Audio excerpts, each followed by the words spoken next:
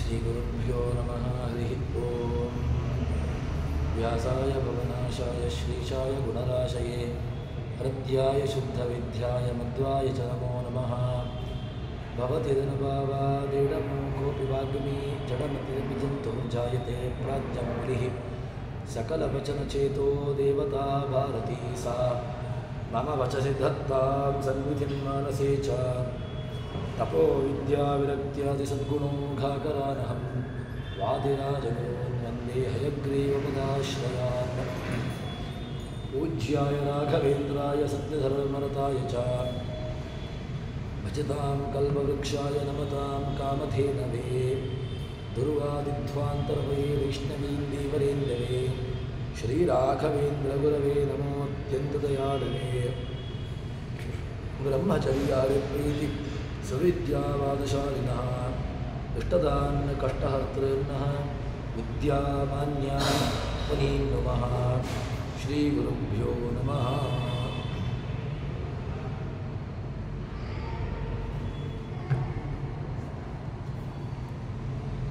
ಭಗವಂತನಿಗೆ ಸರ್ವಸ್ವ ಸಮರ್ಪಣೆಯನ್ನು ಮಾಡಬೇಕು ಎಂಬ ವಿಚಾರವನ್ನು ಅದೇ ರೀತಿಯಾಗಿ ಈ ದೇಹ ಇದರಲ್ಲಿ ಭಗವಂತನನ್ನು ಚಿಂತನೆ ಮಾಡುವ ಬಗೆ ಅದರ ವಿಚಾರವನ್ನು ಜಗನ್ನಾಥದಾಸರು ನಮಗೆ ತಿಳಿಸಿಕೊಟ್ಟರು. ಭಗವಂತನ ಈ ದೇಹ ಎಂಬಂಥ ಅರ್ಥದಲ್ಲಿ ಮುಖ್ಯಪ್ರಾಣ ಸಾರಥಿಯಾಗಿ, ಅದಾದ ಮೇಲೆ ಭಗವಂತ ರಥಿಕ ಅಂದರೆ ರಥದಲ್ಲಿ ಇದ್ದುಕೊಂಡು ಆ ರಥವನ್ನು ಅದರಲ್ಲಿ ಸಂಚಾರವನ್ನು ಮಾಡುವಂತಹ ಭಗವಂತ ಎಂಬುದಾಗಿ ಅದಕ್ಕೆ ದೃಷ್ಟಾಂತವನ್ನು ಸಮರ್ಥನೆಯನ್ನು ಮಾಡಿ, ತದನಂತರದಲ್ಲಿ ಈ ತನುವಿನೊಳು ಮಮತೆ ಬಿಟ್ಟಿಹವನವನೇ ಮಹಾಯೋಗಿ. ಯಾರಿಗೆ ಮಮತೆ ಅಂದರೆ ಮಮಕಾರವನ್ನು ಯಾರು ತ್ಯಜಿಸ್ತಾನೆ, ಬಿಟ್ಟಿದ್ದಾನೆ, ಅವನು ಯೋಗಿ ಎಂಬ ಚಿಂತನೆಯನ್ನು ಹಿಂದಿನ ಪದ್ಯದಲ್ಲಿ ನೀಡಿದರು. ತದನಂತರದಲ್ಲಿ ಮುಂದೆ ಹೇಳ್ತಾರೆ, ಭವವಿದೀಪ ವನಧಿಯೊಳು ಕರ್ಮ ಪ್ರವಾಹದೊಳು ಸಂಚರಿಸುತ್ತಿಹ ದೇಹವೇ ಸುನಾವೆಯ ಮಾಡಿ ತನ್ನವರಿಂದ ಒಡಗೂಡಿ ದಿವಸಗಳಲ್ಲಿ ಲಕ್ಷ್ಮೀಧವನು ಕ್ರೀಡಿಪನೆಂದು ಚಿಂತಿಸೆ ಪವನನಯ್ಯ ಭವಾಬ್ಧಿ ದಾಟಿಸಿ ಪರಮ ಸುಖ ಬೀವ. ಭಗವಂತ ಏನು ಮಾಡ್ತಾನೆ ಅಂತ ಕೇಳಿದರೆ, ಭವವಿನೀಪ ವನಧಿಯೊಳು, ಇದು ಈ ಸಂಸಾರ ಒಂದು ಸಾಗರ. ಈ ಸಂಸಾರದ ಸಾಗರದಲ್ಲಿ ಅದರಲ್ಲಿ ಬರುವಂತಹ ಪ್ರವಾಹಗಳು ಯಾವುದು ಅಂತ ಕೇಳಿದರೆ, ಕರ್ಮ ಇದು ಪ್ರವಾಹ. ನಾವು ಬೇರೆ ಬೇರೆ ವಿಧವಾಗಿ ಕರ್ಮವನ್ನು ಮಾಡ್ತೇವೆ. ಆ ಕರ್ಮಗಳು ಅದು ಪ್ರವಾಹದ ರೀತಿಯಲ್ಲಿ ಬರ್ತದೆ. ಆ ಪ್ರವಾಹದಲ್ಲಿ ಸಂಚರಿಸ್ತಾ ಇರುವಂತಹ ಅದಕ್ಕೆ ನಾವೇ ಬೇಕು. ಒಂದು ಸಮುದ್ರ ಅಂತ ಆದಮೇಲೆ ಸಮುದ್ರದಲ್ಲಿ ಪ್ರವಾಹಗಳು ಇರ್ತವೆ. ಪ್ರವಾಹವನ್ನು ದಾಟಬೇಕು ಅಂತಾದರೆ ಅದಕ್ಕೆ ಒಂದು ಸಮರ್ಥವಾದಂತಹ ಒಂದು ಒಳ್ಳೆಯ ನಾವೆ, ದೋಣಿ, ಹಡಗು ಇತ್ಯಾದಿಗಳು ಬೇಕಾಗ್ತದೆ. ಅದಕ್ಕೆ ಯಾವುದು ಹಡಗು ಅಂತ ಕೇಳಿದರೆ ಈ ದೇಹ, ಇದನ್ನು ಸಾರ್ಥಕಪಡಿಸಿಕೊಳ್ಳಬೇಕು. ಆ ದೇಹವನ್ನು ಒಳ್ಳೆಯ ರೀತಿಯಲ್ಲಿ ಇದನ್ನು ನಾವೆಯನ್ನಾಗಿ, ಇದನ್ನು ಹಡಗನ್ನಾಗಿ ಇದನ್ನು ನಾವು ಉಪಯೋಗಿಸಿಕೊಳ್ಳಬೇಕು. ಅಂದರೆ ಸಂಸಾರ ಎಂಬಂತಹ ಸಮುದ್ರದಿಂದ ದಾಟಲಿಕ್ಕೆ ಹಡಗು ಯಾವ ರೀತಿಯೆಂದು ಸಾಮಾನ್ಯವಾದಂತಹ ಸಮುದ್ರದಲ್ಲಿ, ನದಿಯಲ್ಲಿ ಬೇರೆ ಬೇರೆ ಆಯಾಯ ವ್ಯವಸ್ಥೆಗಳು. ನದಿಯನ್ನು ದಾಟಬೇಕು ಅಂತಾದರೆ ಸಣ್ಣ ನಾವೆ, ದೋಣಿ. ಇನ್ನು ದೊಡ್ಡ ಸಮುದ್ರವನ್ನು ದಾಟಬೇಕು ಅಂತಾದರೆ ಅದಕ್ಕೆ ಯಾವುದೋ ಸಣ್ಣ ದೋಣಿ ಇತ್ಯಾದಿಗಳು ಸಾಕಾಗೋದಿಲ್ಲ. ಮತ್ತು ಅಲ್ಲಿ ನಾವು ದಾಟಬೇಕು ಅಂತಾದರೆ ಅದಕ್ಕೆ ಸರಿಯಾದಂತಹ ಒಂದು ದೋಣಿ ಅಥವಾ ಹಡಗು ಅದು ಯಾವುದು ಅಂತ ಕೇಳಿದ್ರೆ, ಸಮುದ್ರದಲ್ಲಿ ಹಡಗು ಹೇಗೋ ಈ ಸಂಸಾರ ಎಂಬಂತಹ ಸಮುದ್ರದಲ್ಲಿ ಕರ್ಮ, ಅನಾದಿಯಾದಂತಹ ಕರ್ಮಗಳು, ಇದು ಪ್ರವಾಹ. ಅದಾದ ಮೇಲೆ ಇದರಲ್ಲಿ ನಾವು ಹಡಗಿನ ದೇಹವನ್ನು ಒಳ್ಳೆಯ ನಾವೆಯ ರೀತಿಯಲ್ಲಿ ಇದನ್ನು ಉಪಯೋಗಿಸಿಕೊಂಡು ಅದಾದ ಮೇಲೆ ತನ್ನವರಿಂದ ಪ್ರವಾಹದಳು ಸಂಚರಿಸುತ್ತಿಯ ದೇಹವೇ ಸುನಾವೆಯ ಮಾಡಿ ತನ್ನವರಿಂದ ಒಡಗೂಡಿ, ತನ್ನವರಿಂದ ಅಂದರೆ ಅದಕ್ಕೆ ಈ ತನ್ನವರು ಅಂತ ಯಾರಿದ್ದಾರೋ ಅವರನ್ನು ಜೊತೆಯನ್ನಾಗಿಟ್ಟುಕೊಂಡು ಲಕ್ಷ್ಮೀಪತಿಯಾದಂತಹ ಲಕ್ಷ್ಮೀಧವನು ಕ್ರೀಡಿಪನೆಂದು ದಿವಸಗಳಲ್ಲಿ ಭಗವಂತ ಏನು ಮಾಡ್ತಾನೆ ಅಂತ ಕೇಳಿದರೆ, ಪ್ರತಿ ದಿವಸಗಳಲ್ಲಿಯೂ ಕೂಡ ಲಕ್ಷ್ಮೀಪತಿಯಾದಂತಹ ಭಗವಂತ ಕ್ರೀಡಿಸ್ತಾನೆ ಎಂಬಂತಹ ಚಿಂತನೆಯಲ್ಲಿ ಆ ವಾಯುದೇವರ ತಂದೆಯಾಗಿರತಕ್ಕಂತಹ ಭಗವಂತನ ಆ ಹರಿಯನ್ನು ಸ್ಮರಣೆ ಮಾಡ್ತಾ ಈ ಸಮುದ್ರವನ್ನು ದಾಟಿಸ್ತಾನೆ ಎಂಬುದಾಗಿ ಚಿಂತನೆಯನ್ನು ಮಾಡಿಕೊಂಡು, ಈ ಒಂದು ಸಚ್ಚಿಂತನೆಯಿಂದಾಗಿ ಭಗವಂತ ನಮಗೆ ಒಳ್ಳೆಯ ಅನುಗ್ರಹವನ್ನು, ಅಂದರೆ ಮೋಕ್ಷವನ್ನು ಅನುಗ್ರಹ ಮಾಡ್ತಾನೆ, ಮೋಕ್ಷವನ್ನು ಕರುಣಿಸ್ತಾನೆ ಎಂಬುದಾಗಿ ಹೇಳ್ತಾರೆ. ಹೀಗೆ ಈ ಸಂಸಾರ ಸಾಗರವನ್ನು ದಾಟುವುದಕ್ಕೆ ಸಾಧನ, ನಮ್ಮದು ಸಾಧನೆ. ನಾವು ಏನು ಮಾಡೋದು, ನಮ್ಮ ಸಾಧನೆ ಏನು ಕೇಳಿದ್ರೆ, ಇದನ್ನು ಈ ಸಂಸಾರದ ಒಂದು ವ್ಯವಸ್ಥೆಯಿಂದಾಗಿ ಹೊರಕ್ಕೆ ಬರಬೇಕು, ಅದನ್ನು ದಾಟುವುದನ್ನು ನೋಡಬೇಕು. ಅದಕ್ಕಿರತಕ್ಕಂತಹ ಮಾರ್ಗ ಯಾವುದು ಅಂತ ಕೇಳಿದ್ರೆ, ಈ ದೇಹ ಇದೊಂದು ಒಳ್ಳೆಯ ಹಡಗು.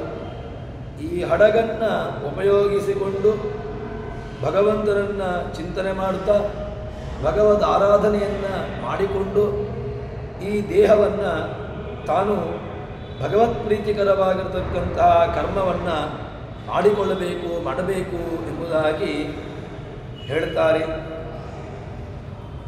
ಇದರಲ್ಲಿ ಒಂದು ಒಳ್ಳೆಯ ಉದಾಹರಣೆಯನ್ನು ಕೊಟ್ಟಿದ್ದಾರೆ, ಸುನಾವೆ ಅಂತ. ಒಳ್ಳೆಯ ಸುನಾವೆ ಶಬ್ದಕ್ಕೆ ಯಾಕೆ ಅಂತ ಕೇಳಿದರೆ, ಈ ದೇಹವನ್ನು, ಮನುಷ್ಯ ದೇಹವನ್ನು ಬಿಟ್ಟು ಇತರ ಯಾವ ಶರೀರದಿಂದಾಗಿಯೂ ಕೂಡ ಪ್ರಾಣಿಗಳ ದೇಹವಾಗಲಿ ಅವುಗಳಿಗೆ ಈ 11 ಇಂದ್ರಿಯಗಳು ಇಲ್ಲವೇ ಇಲ್ಲ. ಯಾಕೆ ಅಂತ ಕೇಳಿದರೆ, ಇಂದ್ರಿಯಗಳಿದೆ, ಆದರೆ ಆ 11 ಇಂದ್ರಿಯಗಳು ಮನಸ್ಸು ಸಹಿತವಾಗಿರತಕ್ಕಂಥ ಜ್ಞಾನೇಂದ್ರಿಯ, ಕರ್ಮೇಂದ್ರಿಯ, ಮನಸ್ಸು ಹೀಗೆಲ್ಲ ಒಂದು ವ್ಯವಸ್ಥೆಯಿಂದಾಗಿ ಉಳಿದ ಯಾವ ಪ್ರಾಣಿಗಳಲ್ಲಿಯೂ ಕೂಡ ನಮಗೆ ಇದು ಕಾಣಲಿಕ್ಕೆ ಸಿಗೋದಿಲ್ಲ. ಮತ್ತು ಮನುಷ್ಯನಲ್ಲಿ ಇದು ಕಾಣಲಿಕ್ಕೆ ಸಿಗ್ತದೆ. ಈ ಮನುಷ್ಯನಲ್ಲಿ ಸಕಲ ಇಂದ್ರಿಯಗಳು ಕೂಡ ಅದು ಪಟುವಾಗಿದೆ. ಅಂದರೆ ನಮಗೆ ಪಟುವಾಗಿರತಕ್ಕಂತಹ ಶೋಭಾಯಮಾನವಾದಂತಹ ಇಂದ್ರಿಯಗಳಿಂದ ಕೊಟ್ಟಿದ್ದಾನೆ ಭಗವಂತ. ಅಂತಹ ಶೋಭಾಯಮಾನವಾದಂತಹ ಇಂದ್ರಿಯಗಳ ಮೂಲಕವಾಗಿ ನಾವು ಈ ಇಂದ್ರಿಯಗಳಲ್ಲಿ ಭಗವತ್ ಪ್ರೀತಿಕರವಾದಂತಹ ಕರ್ಮಗಳನ್ನು ಮಾಡಿಕೊಂಡು ತನ್ಮೂಲಕವಾಗಿ ನಾವು ಇದನ್ನು, ಈ ಸಂಸಾರ ಎಂಬ ಸಮುದ್ರವನ್ನು ದಾಟಬೇಕು ಎಂಬುದಾಗಿ ಹೇಳ್ತಾರೆ. ಅದರಲ್ಲಿ ಗಾಳಿಯೂ ಕೂಡ ಅತಿ ಅವಶ್ಯಕ. ಆದ್ದರಿಂದ ಭಗವಂತನ ಮಗನಾದಂತಹ ಪ್ರಾಣದೇವರು ಎಲ್ಲರೂ ಕೂಡ ಎಲ್ಲರ ಅನುಗ್ರಹದಿಂದಾಗಿಯೂ ಕೂಡ ನಾವು ಈ ಸಂಸಾರ ಎಂಬ ಸಮುದ್ರವನ್ನು ದಾಟಬಹುದು ಅಂತ ನಮಗೆ ಉತ್ತರವನ್ನು ನೀಡುತ್ತಾರೆ. ತದನಂತರದಲ್ಲಿ ಸಕಲ ಪದಾರ್ಥಗಳು ಕೂಡ ಭಗವಂತನ ಪದಾರ್ಥಗಳು, ಭೋಗಗಳು, ಇದು ಯಾವುದಿದ್ರೂ ಕೂಡ ಇದೊಂದು ಭಗವತ್ ಪೂಜೆ ಎಂಬ ಚಿಂತನೆಯನ್ನು ಇಟ್ಟುಕೊಳ್ಳಬೇಕು. ಹೇಗೆ ಅಂತ ಕೇಳಿದರೆ ಹೇಳ್ತಾರೆ, ಆಪಣಾಲಯಗತ ಪದಾರ್ಥವು ಸ್ತ್ರೀ ಪುರುಷರುಗಳಿಂದ್ರಿಯಗಳಲ್ಲಿ ದೀಪ ಪಾವಕರೊಳಗಿಡುವ ತೈಲಾದಿ ದ್ರವ್ಯಗಳ ಆಪರಮ ಗವದಾನವೆಂದು ಪದೇ ಪದೇ ಮರೆಯದಲ್ಲಿ ಸ್ಮರಿಸುತ್ತ ಭೂಪನಂದದಿ ಸಂಚರಿಸು ನಿರ್ಭಯದಿ ಸರ್ವತ್ರ. ಭಗವಂತ ನಮಗೆ ಏನೆಲ್ಲ ಐಹಿಕ ಆಮುಷ್ಮಿಕವಾದಂತಹ ಭೋಗವನ್ನು ನೀಡಿದ್ದಾನೆ. ಬೇರೆ ಬೇರೆ ಕಾಲದಲ್ಲಿ ನಮ್ಮನ್ನು ಭಗವಂತ ಅನುಗ್ರಹಿಸ್ತಾ ಇರ್ತಾನೆ. ಅದೆಲ್ಲವನ್ನೂ ಕೂಡ ಹೇಳ್ತಾರೆ ಭಗವಂತ ಆಪಣಾಲಯಗತ ಏನು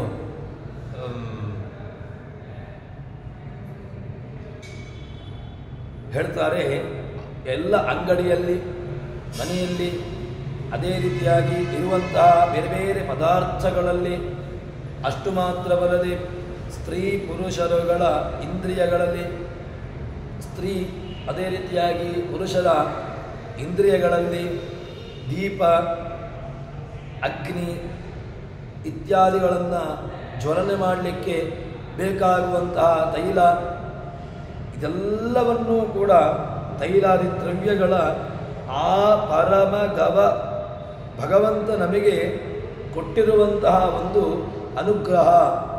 ಈ ಸರ್ವೋತ್ತಮನಾದಂತಹ ಭಗವಂತ ನಮಗೆ ಇದೆಲ್ಲವನ್ನೂ ಕೂಡ ನೀಡಿರತಕ್ಕಂತಹದ್ದು ಎಂಬ ಚಿಂತನೆ. ಅಷ್ಟು ಮಾತ್ರವಲ್ಲದೆ ಆ ಪರಮ ಗವದಾನವೆಂದು ಪದೇ ಪದೇ ಮರೆಯದಲೆ ಯಾವ ಕಾಲಕ್ಕೂ ಕೂಡ ಭಗವಂತ ಕೊಟ್ಟಿರುವಂತಹದ್ದು ಎಂಬ ಸ್ಮರಣೆಯನ್ನು ಯಾವ ಕಾಲಕ್ಕೂ ಕೂಡ ಮರಿಬಾರ್ದು. ಮತ್ತೆ ಏನು ಮಾಡಬೇಕು ಅಂತ ಕೇಳಿದರೆ, ಆ ಪರಮ ಗವದಾನವೆಂದು ಆ ಭಗವಂತ ನಮಗೆ ನೀಡಿರುವಂತಹ ಒಂದು ಅನುಗ್ರಹ.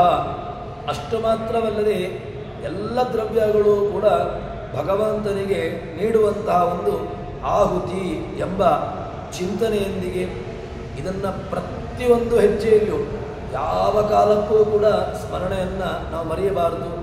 ಯಾಕೆ ಅಂತ ಕೇಳಿದ್ರೆ ಸದಾಚಾರ ಸ್ಮೃತಿಯಲ್ಲಿ ಹೇಳ್ತಾರಲ್ವ, ಸ್ಮರ್ತವ್ಯ ಸದಂ ವಿಷ್ಣು ವಿಸ್ಮರ್ತವ್ಯೋ ನ ಜಾತುಚಿತ್ ಅಂತ.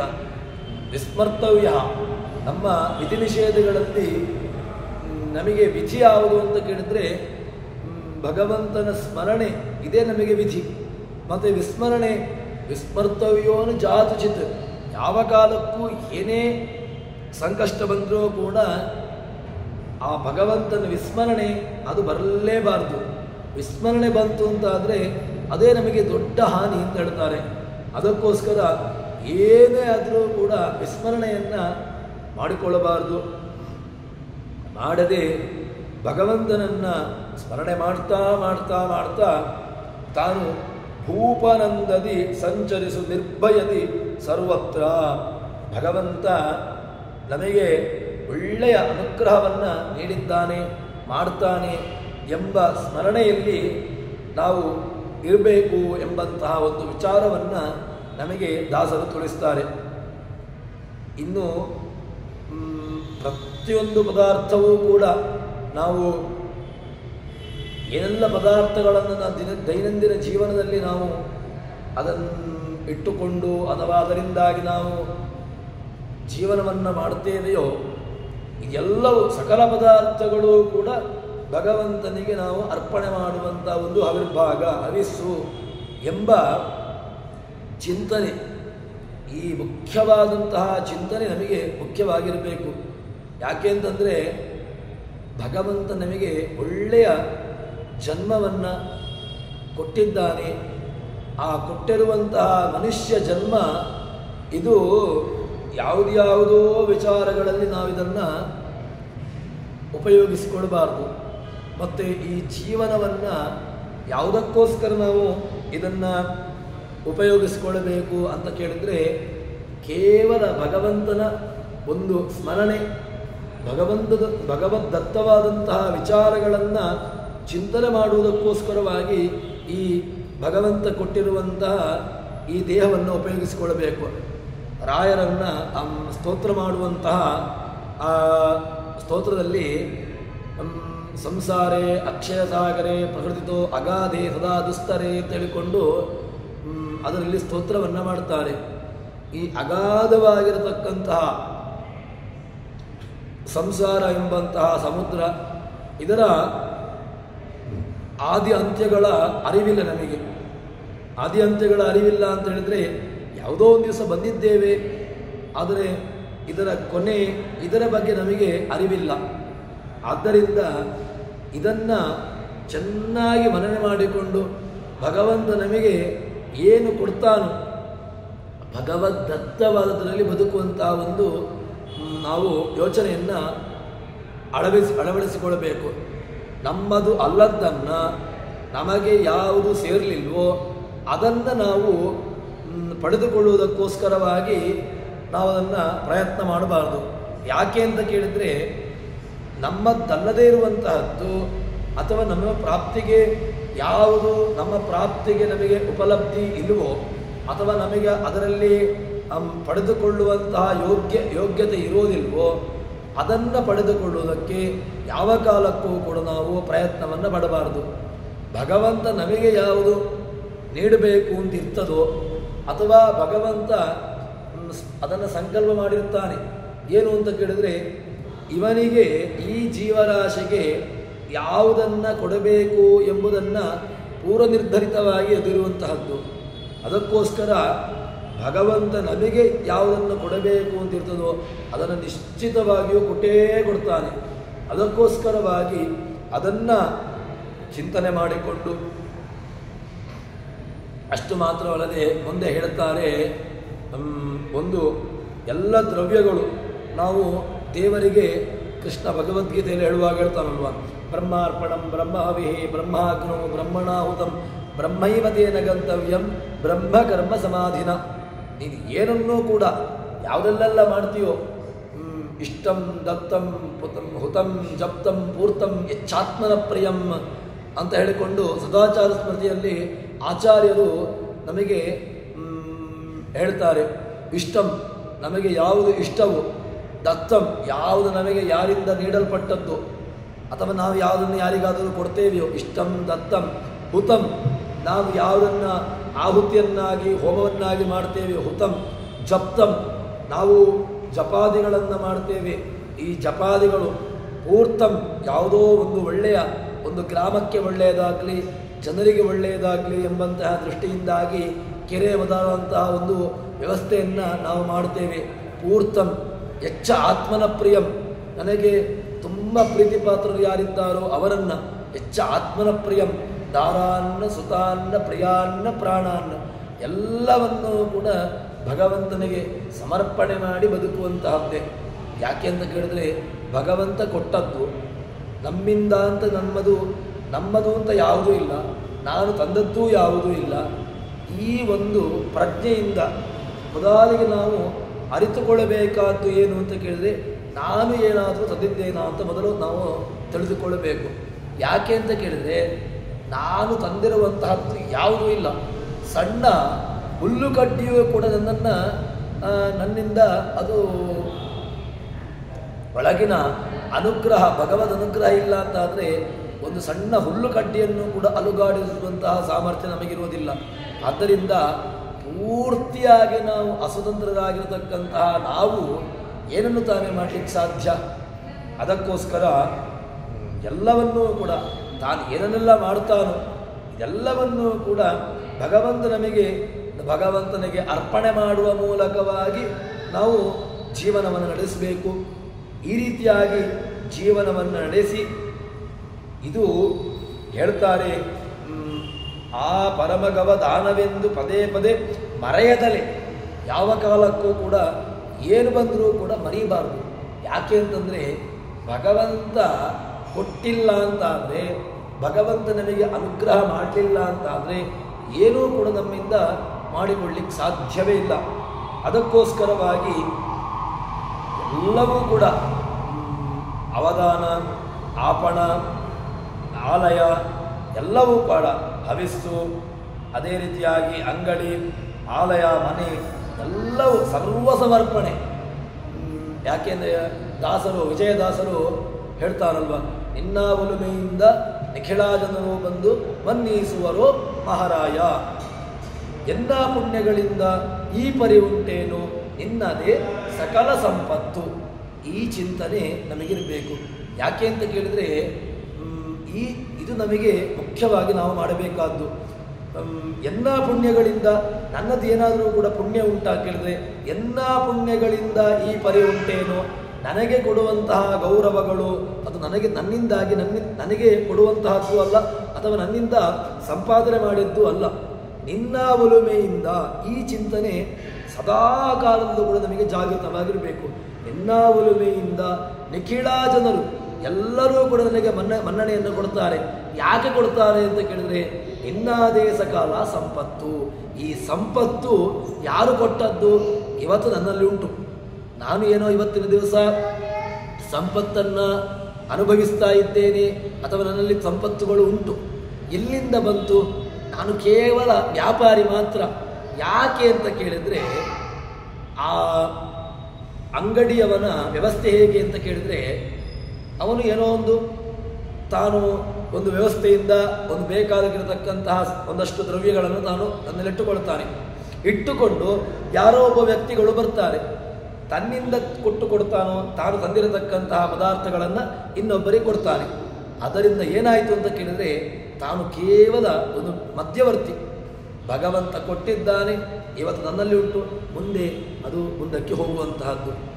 ಈ ರೀತಿಯಾಗಿರುವಂತಹ ಒಂದು ಚಿಂತನೆಯಲ್ಲಿ ನಾವು ಬದುಕಬೇಕು. ಅದನ್ನೇ ದಾಸರು ಒಂದು ವಿಚಾರವನ್ನು ಹೇಳಿದರು. ಇಲ್ಲಿ ಜಗನ್ನಾಥ ದಾಸರು ಕೂಡ ಅದೇ ವಿಚಾರವನ್ನು, ನಿನ್ನದೇ ಎಲ್ಲವೂ ಕೂಡ ನಿನ್ನದು, ನೀನು ಕೊಟ್ಟಿರತಕ್ಕಂತಹದ್ದು.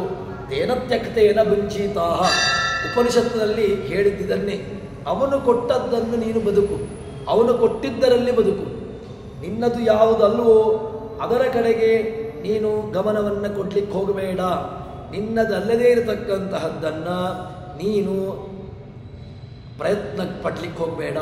ಯಾಕೆ ಅಂತ ಕೇಳಿದರೆ, ನಿನ್ನದು ಅಲ್ಲದೇ ಇರತಕ್ಕಂತಹದ್ದನ್ನು ನೀನು ಸ್ವೀಕಾರ ಮಾಡಿದರೆ, ಅಥವಾ ಅದನ್ನು ನೀನು ತೆಗೆದುಕೊಳ್ಳಬೇಕು, ಅದನ್ನು ನಾನು ಪಡೆದುಕೊಳ್ಳಬೇಕು ಎಂಬಂತಹ ಪ್ರಯತ್ನವನ್ನು ಪಟ್ಟರೆ ಆವಾಗ ಏನಾಗ್ತದೆ ಅಂತ ಕೇಳಿದರೆ, ನಿನಗೆ ಒಂದು ದುಃಖ.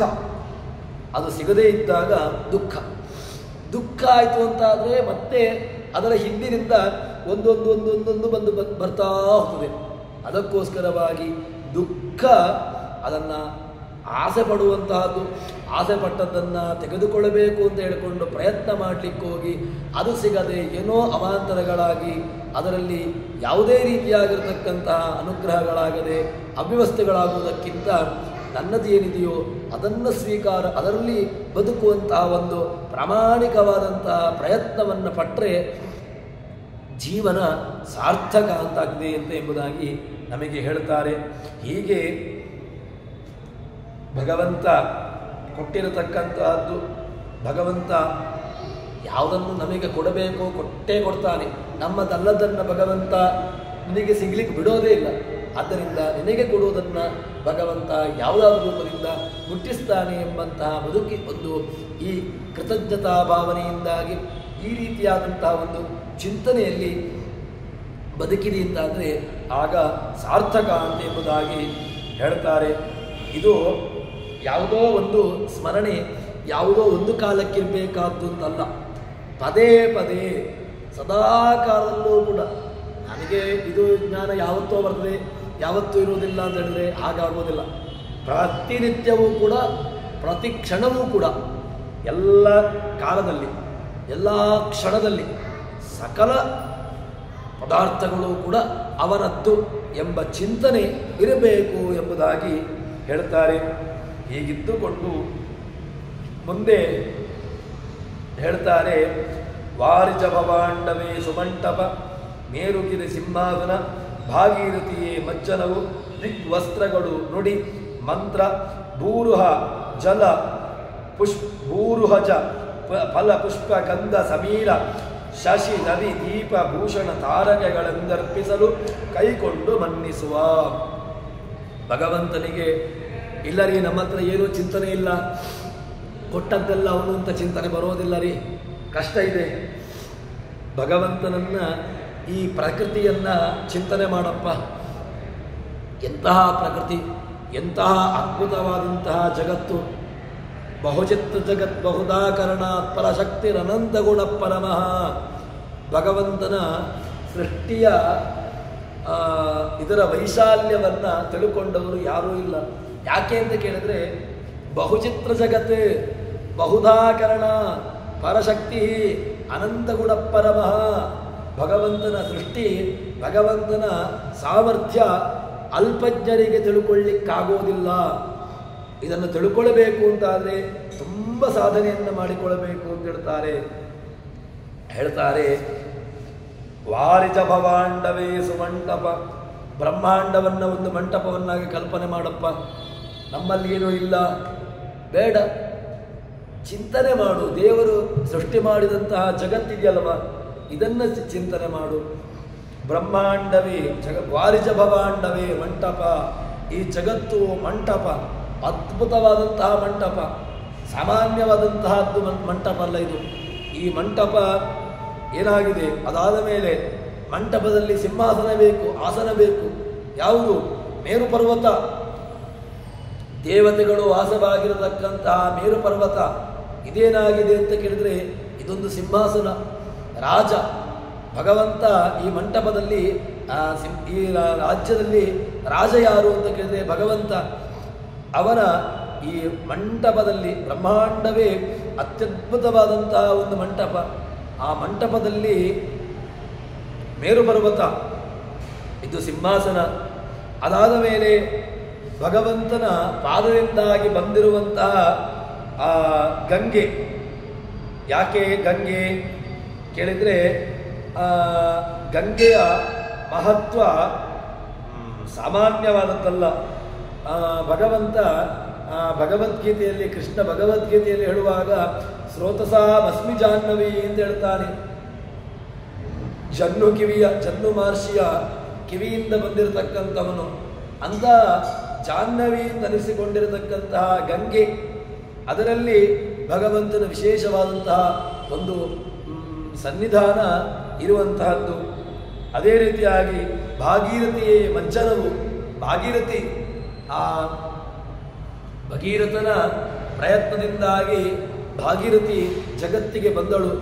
ಅಂತಹ ಆ ಭಾಗೀರಥಿಯೇ ಮಜ್ಜನವು. ದಿಕ್ ವಸ್ತ್ರಗಳು. ಭಗವಂತನಿಗೆ ವಸ್ತ್ರ ಯಾವುದು ಅಂತ ಕೇಳಿದರೆ ದಿಕ್ಕುಗಳು, ಪೂರ್ವಾದಿ ದಿಕ್ಕುಗಳು, 8 ದಿಕ್ಕುಗಳು. ಪೂರ್ವ, ದಕ್ಷಿಣ, ಪಶ್ಚಿಮ, ಉತ್ತರ, ಆಗ್ನೇಯ, ನೈಋತ್ಯ, ವಾಯವ್ಯ, ಈಶಾನ್ಯ ಅಂತ ಹೇಳಿಕೊಂಡು 8 ದಿಕ್ಕುಗಳು. ಊರ್ಧ್ವಲೋಕ, ಅಧೋಲೋಕ ಅಂತ ಹೇಳಿಕೊಂಡು 10 ದಿಕ್ಕುಗಳೇ ಏನಾಗಿದೆ ಅಂತ ಕೇಳಿದ್ರೆ ಭಗವಂತನಿಗೆ ವಸ್ತ್ರದ ರೀತಿಯಲ್ಲಿರುವಂತಹದ್ದು.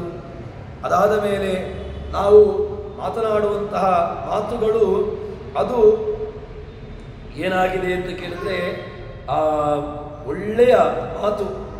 ಭಗವಂತನಿಗೆ ಮಾಡುವಂತಹ ಮಂತ್ರ. ಇನ್ನು ಮರಗಿಡದಲ್ಲಿ ಬೆಳೆಯುವಂತಹ ಹಣ್ಣು, ಹೂವು, ಫಲ, ಪುಷ್ಪ, ಇದೇ ಭಗವಂತನಿಗೆ ಅರ್ಪಣೆ ಮಾಡುವಂತಹದ್ದು ಫಲಪುಷ್ಪಗಳು. ಇನ್ನು ವಾಯು, ಗಂಧ, ಚಂದ್ರ, ಸೂರ್ಯ, ನಕ್ಷತ್ರ ಇವರೆಲ್ಲರೂ ಕೂಡ ಭಗವಂತನಿಗೆ ನಮಗೆ ಕೊಟ್ಟಿರುವಂತಹದ್ದು. ಇದನ್ನು ನಾವು ಚಿಂತನೆ ಮಾಡಬೇಕು. ಹೇಳ್ತಾರೆ, ಸಮೀರ ಶಶಿ ರವಿ ದೀಪ ಭೂಷಣಗಳು, ತಾರಕೆಗಳಂದರ್ಪಿಸಲು ನಕ್ಷತ್ರಗಳು, ಇದೆಲ್ಲವೂ ಕೂಡ ಭಗವಂತನಿಗೆ ಅರ್ಪಣೆ ಮಾಡಲಿಕ್ಕಿರುವಂತಹದ್ದು. ಹೀಗೆ ಚಿಂತನೆ ಮಾಡಿಕೊಂಡು ಅನುಗ್ರಹ ನಾವು ಇದನ್ನು ಚಿಂತನೆ ಮಾಡಿಕೊಂಡು ಜೀವನವನ್ನು ನಡೆಸಬೇಕು ಎಂಬುದಾಗಿ ಹೇಳ್ತಾರೆ. ಇಲ್ಲಿ ಈ ಬ್ರಹ್ಮಾಂಡ ರುದ್ರನನ್ನು ಹೇಳುವಾಗ, ರುದ್ರ ಅಂತ ಹೇಳಿದ್ರೆ ಭಗವಂತ, ಅಂತಹ ರುದ್ರನನ್ನು ಹೇಳುವಾಗ ಮುಖ್ಯವಾಗಿ ರುದ್ರ ಅಂತ ಹೇಳಿದ್ರೆ ಭಗವಂತನೇ. ಅಂತಹ ರುದ್ರದೇವರಿಗೆ ಭಗವಂತನಿಗೆ ಏನು ಇಡೀ ಬ್ರಹ್ಮಾಂಡ ಇದೊಂದು ಮಂಟಪ. ಆ ಮಂಟಪದಲ್ಲಿ ಭಗವಂತನನ್ನು ನಾವು ದೇವರನ್ನ ಆವಾಹನೆ ಮಾಡುವಂತಹ ಮನೆಯಲ್ಲಿ ನಾವೇನು ಮಾಡ್ತೇವೆ, ಮಂಟಪದಲ್ಲಿಟ್ಟು ಭಗವಂತನನ್ನು ಆರಾಧನೆ ಮಾಡ್ತೇವೆ, ಪೂಜೆಯನ್ನು ಮಾಡ್ತೇವೆ. ಅಂತ ಭಗವಂತನನ್ನು ಆರಾಧನೆ ಮಾಡಲಿಕ್ಕೆ ಮಂಟಪ ಜಗತ್ತು, ಅದರಲ್ಲಿ ಭಗವಂತನನ್ನು ಆವಾಹನೆ ಮಾಡಿ ಪೂಜಿಸಬೇಕು. ಇಡೀ ಜಗತ್ತಲ್ಲಿ ವ್ಯಾಪಿಸಿಕೊಂಡಿರತಕ್ಕಂಥವನು ಭಗವಂತ. ಅಂತಹ ಭಗವಂತ ನೆಲೆಸಿದ್ದಾನೆ. ಅವನನ್ನು ನೆಲೆಸಿರತಕ್ಕಂತಹ ಭಗವಂತನನ್ನು ಏನು ಮಾಡಬೇಕು ಅಂತ ಕೇಳಿದ್ರೆ, ಮೇರು ಈ ಪರ್ವತ, ಇದು ಎತ್ತರವಾದ ಪರ್ವತ, ಮೇರು ಪರ್ವತ, ಅದರಲ್ಲಿ ಸಿಂಹಾಸನ. ಅಂತಹ ಭಗವಂತನನ್ನು ಅಲ್ಲಿ ಕೂರಿಸಬೇಕು. ಕೂರಿಸಿಕೊಂಡು ಭಗವಂತನಿಗೆ ನಾವು ಅಭಿಷೇಕಾದಿಗಳನ್ನು ಮಾಡಲಿಕ್ಕೆ ನೀರು, ಯಾವುದು ನೀರು ಅಂತ ಕೇಳಿದ್ರೆ ಗಂಗೆ. ಭಗವಂತನ ಪಾದದಿಂದಾಗಿ ಹರಿದು ಬಂದಿರುವಂತಹ ಗಂಗೆ, ಅವಳು ಏನಾಗಿದ್ದಾಳೆ, ಒಳ್ಳೆಯ ಪಾದೋದಕವಾಗಿರತಕ್ಕಂತಹದ್ದು ಆ ಭಗವಂತನದ್ದು. ಭಗವಂತನ ಪಾದೋದಕ ಅಂತನಿಸಿಕೊಂಡಿರತಕ್ಕಂಥವಳು. ಅಷ್ಟು ಮಾತ್ರವಲ್ಲದೆ ಇನ್ನು ಅದೇ ಭಗವಂತನಿಗೆ ಅಭಿಷೇಕ ಯಾವುದು, ಗಂಗೆ. ಇನ್ನು ಸರ್ವತ್ರ ವ್ಯಾಪ್ತನಾದಂತಹ ಭಗವಂತನಿಗೆ ವಸ್ತ್ರಗಳುಂಟ. ಎಲ್ಲ ಕಡೆಗಳಲ್ಲೂ ವ್ಯಾಪ್ತನಾದವನಿಗೆ ಒಂದು ಸೀಮಿತವಾದಂತಹ ಪ್ರದೇಶವಿದ್ದರೆ ಅಥವಾ ಸೀಮಿತವಾದಂತಹ ಅವಧಿ ಇದ್ದರೆ ಅವರಿಗೆ ಬಟ್ಟೆಯನ್ನು ಉಳಿಸ್ಬೋದು. ಅದಕ್ಕೆ ಈಗ ಭಗವಂತನಿಗೆ, ಅನಂತನಾಗಿರತಕ್ಕಂತಹ ಭಗವಂತನಿಗೆ ಬಟ್ಟೆ ಯಾವುದು ಅಂತ ಕೇಳಿದ್ರೆ ಇಲ್ಲ. ಸರ್ವತ್ರ ವ್ಯಾಪ್ತನಾದಂತಹ ಭಗವಂತನಿಗೆ ವಸ್ತ್ರ ಯಾವುದು ಅಂತ ಕೇಳಿದ್ರೆ ದಿಕ್ಕುಗಳೇ ವಸ್ತ್ರ. ಇನ್ನು ಭಗವಂತ ಸರ್ವಾಂತರ್ಯಾಮಿ ಆಗಿರತಕ್ಕಂತಹ ಭಗವಂತನಿಗೆ ವೃಕ್ಷದಲ್ಲಿ ಬೆಳೆಯುವಂತಹ ಫಲ ಪುಷ್ಪಗಳೇ ಭಗವಂತನಿಗೆ ನೈವೇದ್ಯ.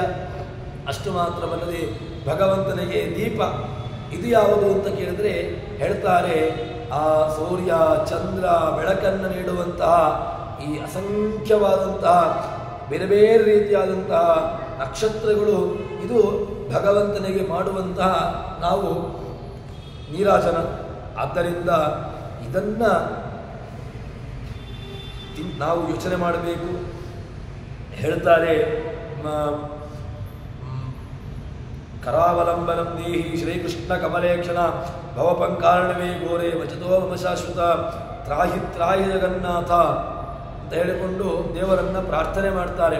ಮಾಂ ಸಮುದ್ಧರ ಗೋವಿಂದ ದುಃಖ ಸಂಸಾರ ಸಾಗರ ಅಂತ ಹೇಳಿಕೊಂಡು ಪ್ರಾರ್ಥನೆ ಮಾಡುವಾಗ ಅಂತಹ ಭಗವಂತನನ್ನು ಪ್ರಾರ್ಥನೆ ಮಾಡಲೇಬೇಕು. ಪ್ರಾರ್ಥನೆ ಮಾಡುವಂತಹ ಸಂದರ್ಭದಲ್ಲಿ ಈ ಚಿಂತನೆಯನ್ನು ನಾವು ಗಟ್ಟಿಯಾಗಿ ಇಟ್ಟುಕೊಳ್ಳಬೇಕು. ಈ ಚಿಂತನೆಯಲ್ಲಿ ಇದ್ದುಕೊಂಡು ಭಗವಂತನಿಗೆ ಅರ್ಪಣೆ ಮಾಡಲಿಕ್ಕೆ ಯಾವುದಿಲ್ಲ ಅಂತ ಕೇಳಿದ್ರೆ, ಭಗವಂತನೇ ಜಗತ್ತಿನಲ್ಲಿ ಸೃಷ್ಟಿಯಾದಿಗಳನ್ನು ಮಾಡಿರ್ತಕ್ಕಂತಹ ಭಗವಂತನಿಗೆ ಅರ್ಪಣೆ ಮಾಡಲಿಕ್ಕೆ ಏನಿದೆ? ಯಾವುದೂ ಇಲ್ಲ.